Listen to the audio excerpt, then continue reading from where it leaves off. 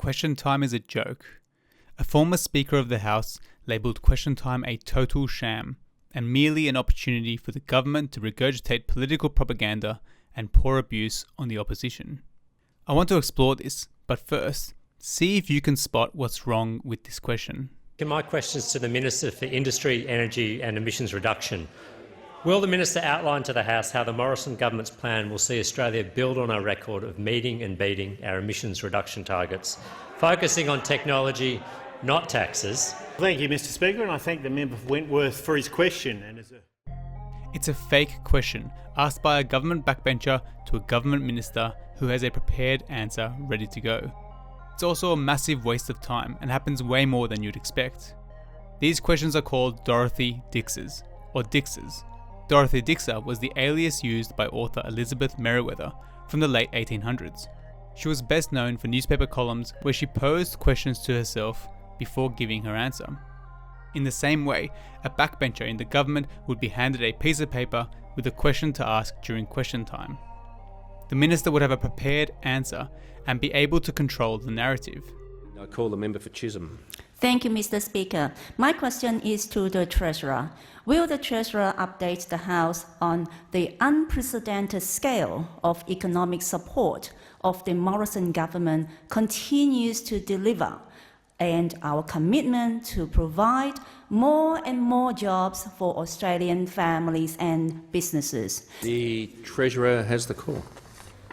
Well, thank you very much, Mr Speaker, and I thank the member for Chisholm for her question, acknowledge her experience in small business.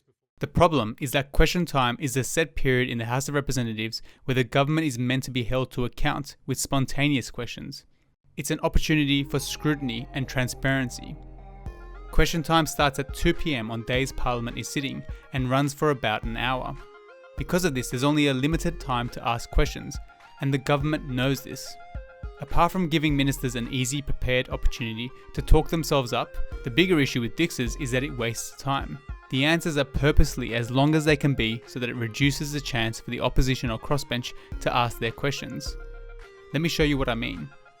I've picked a random question time, the 25th of October, 2021.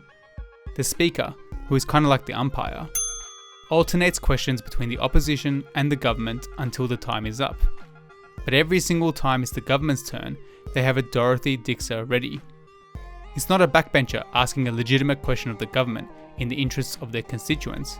It's a planted question handed to them beforehand. These are just a handful of the Dixers from that one day.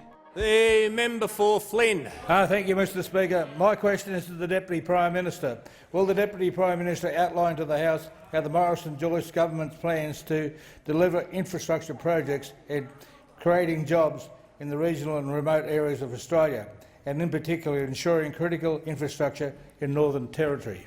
Will the Treasurer remind the House how the Morrison government's strong economic management and its commitment to lower taxes is helping to strengthen our economy and producing more jobs for families and businesses across Australia? My question is to the Minister for Health and Aged Care.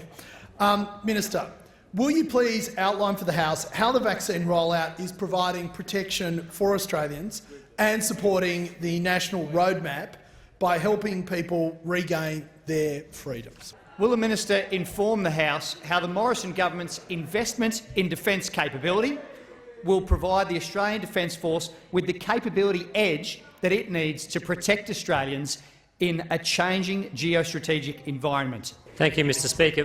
Mr Speaker, my question is to the Minister for the Environment. Will the Minister please update the House on how the Morrison government is taking a world-leading position in protecting and preserving our oceans and waterways? The Minister for the Environment.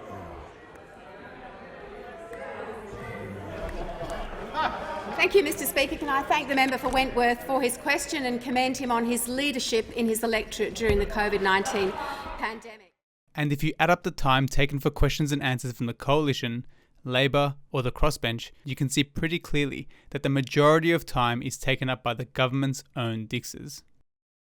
To be clear though, Dixers are not new. The member for Chisholm. Thank you, Mr Speaker. My question is to the Treasurer. Will the Treasurer update the House on recent assessment of business and consumer confidence and of the economy more generally? The Treasurer. I thank the member for Chisholm for her question. That was from 2009, but jumping forward 10 years to 2019, some of these Dixers have become laughable. My question is to the Prime Minister. Will the Prime Minister update the House on further action the government has taken this week to deliver on its priorities? The Prime Minister has the call. Almost a year ago, in March 2021, a parliamentary committee looking into question time handed down its report. It collected evidence of the public's perception, and over 95% of respondents to a survey said question time needed to change. 86% said Dixers should be stopped altogether. Question time in its current form was labelled a waste of time, theatre, and a farce.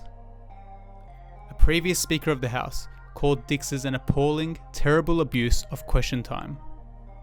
So you might be saying, hang on, the government just wants to be able to express their initiatives and accomplishments. But the government already has time set aside for that, and it's called ministerial statements. The government also has media teams dedicated to getting their messages out to the public, and they have press releases and press conferences. They've got enough opportunity to talk themselves up. What there isn't enough time for is accountability. What was interesting was that many years ago, the Victorian State Parliament removed Dixers from their equivalent of question time.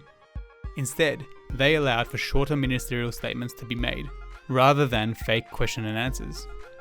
Even this, though, limits time for accountability. Question time should be for just that, genuine questions.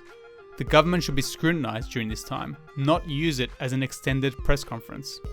The committee report I mentioned earlier made recommendations on this, saying that the rules should be changed to reduce the number of government questions and tries to encourage more legitimate questions, what they call constituency questions, in hopes that it would reduce Dixers. It's a small move forward, but it doesn't go far enough. But it's been almost a year since the report has come out, and of course we haven't heard from the government as to whether or not they will accept these recommendations.